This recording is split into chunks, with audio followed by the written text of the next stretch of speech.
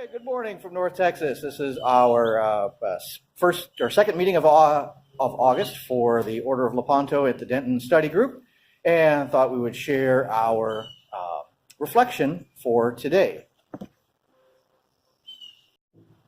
All right, so it's been a few weeks since we met. Lots of things happened in the church. It's been a busy couple of weeks. I also thought, looking at the readings for this week, this Sunday, and it's kind of interesting. This week's readings is the end of a 4-week set of readings on the Eucharist. So I saw the first reading and then the Gospel. I wanted to kind of read them out to you and then talk a little bit about it. So the first one is from Joshua. So Joshua gathered together all the tribes of Israel at Shechem, summoning their elders, their leaders, their judges, and their officers. When they stood in ranks before God, Joshua addressed all of the people. If it does not please you to serve the Lord, decide today whom you will serve. The gods your fathers served beyond the river, or the gods of the Amorites in whose country you are now dwelling. As for me and my household, we will serve the Lord. And then the gospel is from John, chapter 6. Many of Jesus' disciples who were listening said, "This saying is hard. Who can accept it?" Speaking about my body, eat my body and drink my blood. Since Jesus knew his disciples were murmuring about this, he said to them, "Does this shock you? What if you were to see the Son of Man ascending to where he was before? It is the Spirit that gives life, while the flesh is of no avail. The words I have spoken to you are spirit and life. But there are some of you who do not believe." Jesus knew from the beginning the ones who would not believe and the one who would betray him. And he said, "For this reason, I have told you that no one can come to me unless it is granted him by my Father." As a result of this, many of his disciples returned to their former way of life and no longer accompanied him.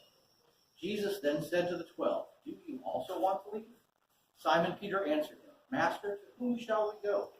You have the words of eternal life. We have come to believe and are convinced that you are the Holy One of God." That's our gospel. It's interesting because this Sunday's readings for tomorrow's readings, or this evening's readings for the evening mass, are about making a choice for God, which we all have to choose. Kind of one time in a big way, maybe, and then throughout life, little choices as we go along. And I saw this, and I was reading it, and I was thinking about the scandal that's happening right now in the church. And I think what really gets everybody, or makes everybody so mad, one of the points is that these men chose not God. They chose the world. But they didn't choose the world. It's like Joshua says, "Decide who you will serve." And the people who didn't serve left.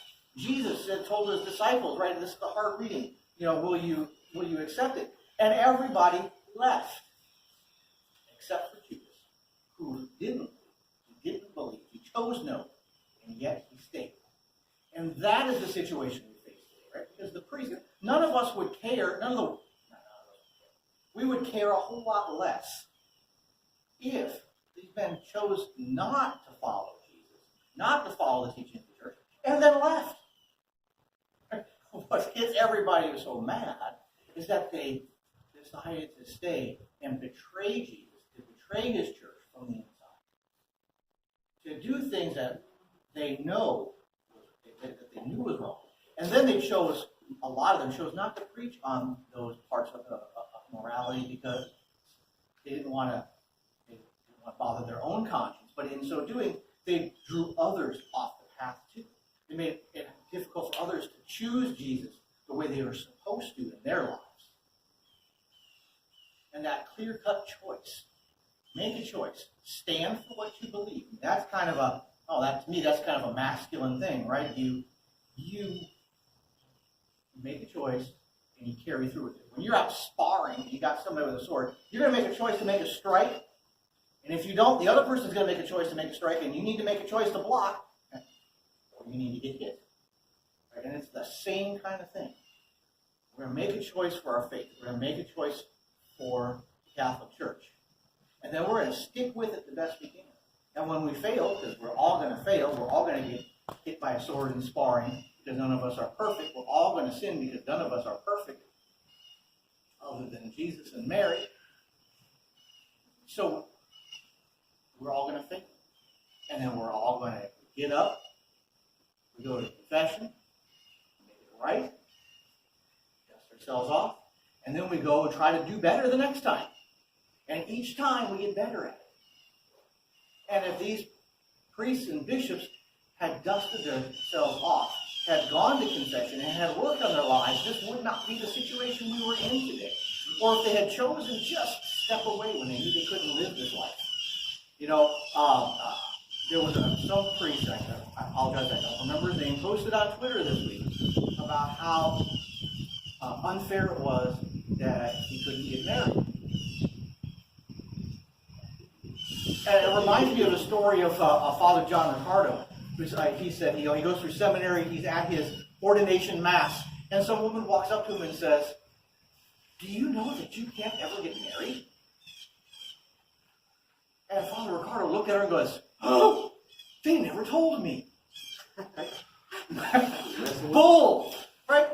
You know, when you enter the seminary. Are you serious? Yeah. I thought you were just being. No, he was joking. No, he was joking around. He was joking around. But I mean, the one seriously said, "Do you know that you can't get married? You go through 6 years of formation.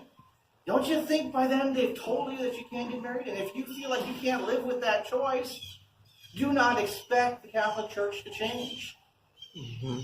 Can the teaching on married priests change? Yes, it can. It's not a dogmatic belief. It could change.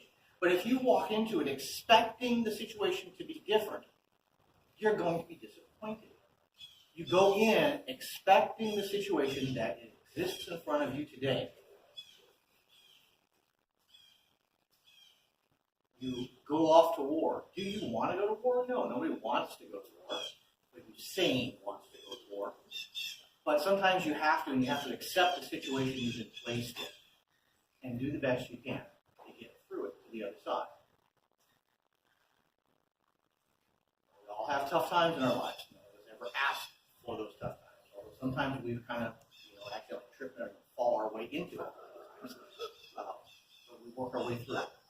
And we get to a better place.